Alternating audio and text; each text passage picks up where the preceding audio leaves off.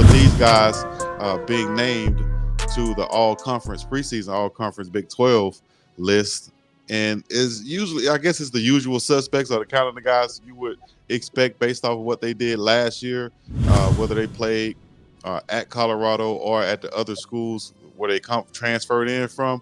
As we go down it, but anybody on the list that you might be like, dang, he could have easily been on there. He's not mentioned, or he could have easily been on there. Uh, Anybody comes to mind off the top? Man, let me take a different approach. Let me take a slightly different approach. Okay. Because let me tell you what. Let me ask you a question first. Clearly, Jimmy Horn Jr. could have been on here anywhere, whether that's receiver, punt return, that kind of thing. But one of the things that were glaring to me, I love the guys who are listed, but then when I look at what they're listed for, when you got Deion Sanders, second team. Now, don't get me wrong. Now, I'm elated that he's listed.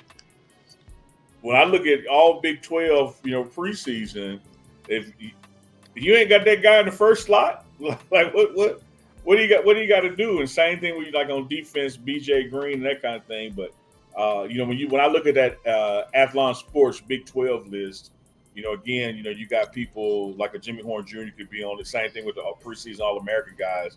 So not so much glaring to me as who's mentioned. What got my attention is what team they were mentioned on. Right. And if you guys don't know, Travis Hunter is on the first team all-purpose offense and then defense at cornerback also. First team. Which he should be. Of course. Yeah. Definitely. And you could have easily added special teams in there, but I know people haven't seen that from him yet. But he has been working out at returner and getting up on that as well. So Travis is one of those generational lifetime talents, man. He's going to qualify for first team no matter where he's touching the ball. Also from the Buffs, special teams punt returner LeJontay Wester. Mm-hmm. He had over 100 catches last year from the slot, so that put him also as the second team offense wide receiver for the Athlon Sports All Big 12 squad, along with Deion Sanders at quarterback, second team. Then you go down to BJ Green, second team defensive line. Shiloh Sanders, second team. I just got to stop again, man. Stop us. Let's go. How's she do a second team? I have no idea, dog. I wish I had the first team in front of me and what that guy did last year. Yeah. Because off the top of my head, I don't know who it is. But regardless, I doubt if he had 20-plus touchdowns and 3 interceptions, three or less interceptions. And I'm looking forward to seeing who was first and second team over Mark Vassett as punter. They got Vassett as third. When you look at that guy's ball placement and stats, again, what an honor to be Big 12 preseason mention. I get it, not knocking that. But I would have thought that a Shedeur and a Vassett and even Shiloh, with what they were able to do in big games last year, regardless of the team record, I thought their individual stats were enough that they should be talked about in that first team slot. You have Trevor Woods on this list, but you don't have Levante Bentley, who was on the list last year preseason. How do you feel about that? It doesn't make sense to me, because one, I got to look at, as Janet Jackson said, "What have you done for me lately?" And I understand, Jordan Seaton done for me lately. Exactly, Jordan Seaton being fourth team because he hadn't done anything yet. He's a true freshman, and so you're going off the hope and wish factor. But when you look at Bentley and what he accomplished last season, even if it failed to meet your individual expectations, he did not have a bad year that will drop him totally off the list of expectations. And then you have a Trevor Woods, who was switching positions and got him up to fourth. To me, Bentley has to be second or third in that. If you're able to say that Trevor is 4, moving to the position, then what Bentley did with the position, I can't wait to see the rest of the list. Who were they picking over these guys, last season? Right. And Deion Hayes, third team defensive end, defensive lineman after that season he had last year at Pittsburgh. But having said that, he was rated, if I'm not mistaken, the second highest rated defender on the Pittsburgh squad last year. I think Okunlola was rated higher than him, but he's not on this list. But Hayes is. Is there something you think these voters are seeing or something like that? Well, why do you think Hayes? Well, I don't want to say it like, why do I think Hayes? But how do you see Hayes being on the list but not Okunlola? Again, same situation. that shouldn't be the case. And then you shouldn't have somebody at third and then somebody totally off, much like the Trevor Woods Bentley situation. Bentley Like, situation. Yeah. if both should be on, if one of them is on. But I think maybe some of these guys, man, because what Coach Prime went out and did was not only got players out of the portal, he got players who played. He got players who Mm-hmm. made an impact where they're coming from. And maybe some of these voters, didn't see a lot of film on these guys, or don't think that may transfer from conference to conference. Uh, and so, whereas I want to take the people who transferred in with a grain of salt and say, well, maybe you didn't see them play, so you don't know. You got several guys who you did see play. Like again, a Mark Vassett, you got him at third team. Uh, I don't know. I don't know how they came up with it. I'm happy to see so many people from Coach Prime squad listed.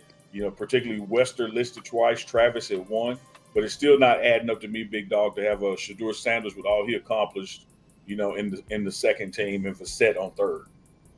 All right. Jalen Daniels, the quarterback from Kansas, is listed as the first team. I'm going to bring up Jalen Daniels' stats and see And and while you compare him bring the to stats, I would Shedeur. say this as it relates to the new Big 12. You have people leaving the Big 12 and all of us coming into it. I'm willing to acquiesce that you're going to have some Utah guys because that's a program. Utah has done a hell of a job over the decades. Being a quote unquote overlooked powerhouse. They consistently play ball there, bring in better talent. Much like an Oklahoma State. But when you look at the conference as a whole last year, the now defunct or gone away Pac-12 was a much better conference than the Big 12 last year. Record wise and ranking wise. So to me, the guys coming from the Big 12, such as the Utah guys you name, they should be the ones getting more mention than the people who are already there. I'm sorry. I'm making these faces because are you kidding me? This can't be his full stats. And how would this warrant him to be first team all conference right now? 2023, he had 56 completions, 75 attempts, Man, stop 70. it. Stop. Stop. What in the hell going on, dog? Yeah, stop it. 74% completion, 705 total yards, 9.4 yard average, 5 TDs, 1 interception, 173 rating. What is this? Just off projection? Off what do they think he's going to do? How would they put that over a guy who done something? Yeah, see, that's what I was about to say, Chico. Now, a big part of this is certainly what I expect you to do this year, this conference against these opponents. But to me and for me, and I know you feel the same way, Coach, having been a player, coach as well, is that the best indicator of future performance is past performance. Right. And when I look at your past performance and I see Shedeur listed as second team quarterback, that was just the first red flag to me. I was happy to see his face, happy to see his name, but then I went to the fine print where it says second team. I was like, you like what? What the dude got to do? Like he was mentioned for Heisman the first 5 games of the season. And you got a guy on the first team that didn't even have 100 attempts last year. He might have gotten hurt or something, but the year before, 2022, 152 completions, 230 attempts, 66 completion percent, 2,000 yards, 8-yard average, 18 TDs, and 4 interceptions. Where on there does it say I'm way better than Shedeur Sanders? Maybe you can go to the rating. He had 162 for his rating.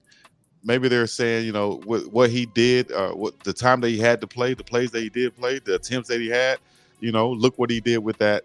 But still, I can't see that being projected as being better than what Shedeur Sanders has shown and what he can do this year with a better offensive line and better wide receivers. That's crazy. And a revamped offense under a new coordinator, a new quarterback. I mean, you just name how vastly different these things are. And I'm glancing over to the side, reading this list again. Yeah, I'm with you, big dog. I don't make sense of it, but congratulations to the guys that made it. I do think that the guys that made it will be not only proven to be justified on this team. I think that when the dust settles, the guys who are currently listed are going to be up a notch, and then you're going to have people like a JB, a Jeremiah Brown, Hmm. be on the list at the end of the season. Yeah. Now we're not hating on the list, guys. We're just questioning that one spot. The obvious glaring spot was Shedeur Sanders, and then you have a kid who has a high upside in Jalen Daniels, but just hadn't had that past success like Shedeur Sanders has, and put up those numbers. But the rest of this list: Oli Gordon at running back, Todd Brooks from Texas Tech, Travis Hunter with the all-purpose. My favorite wide receiver. I might be a little bit biased because he was the Mr. Football from out here in Hawaii. Tetairoa McMillan, the wide receiver from Arizona. We saw a lot of him last year. He going up against Travis Hunter, a big-time football player, man. About 6'4", can run, can jump. Familiar with Travis because they played against each other in the Polynesian Bowl out here and had a nice little battle. So he came into that Colorado game, I feel like, with a little bit of confidence or a chip on his shoulder to show that he can really play against Travis Hunter. What conference was he in last year? Exactly, Pac-12. And where is he now this year? Big 12, yeah. And so I'm telling you, man, these guys who are coming from the now defunct Pac-12 into the Big 12, there should be more of them on this list because the Pac-12 from top to bottom, outperformed the SEC for parts of the season. You have 4 teams in the Pac-12 run, and that's one of the things that get lost when people talk about Coach Prime's, 4 wins last year. Man, we were playing. You could laugh about how the Big 12 died and went away, but their final year, the Pac-12 was one of, if not the toughest conference in the nation each weekend. Look at the top quarterbacks in college football, where they come from last year. Yeah. Look at the ones drafted, and Bo Nix and Michael Penix. And so look at what Cam Ward did. When I look at this list, the Bo Nix and Michael Penix can't be on it because they've gone. How do you have to do a second team? Like, he balled out in the Premier Conference last year, switching to a quote-unquote weaker conference if you compare year to year. I'm not saying the Big 12 was weak. I'm saying last year's Big 12 compared to last year's Pac-12. I can't make rhyme or reason of it, man. Well, we'll see how it plays out. Well, I know how I feel like it's going to play out, but it's just crazy. I think that might be some stuff where people do that, so that people can talk about it, kind of like clickbaitish, or kind of, you know what, we're going to put Shedeur second team instead of first team and let these people go crazy and talk whatever it is. I definitely don't feel like that guy's better. No, you probably got a couple of voters mad that they didn't get Lil Wayne tickets or something. Ain't no telling. And you know what Luigi said? So if you ain't on the team, yeah. All right.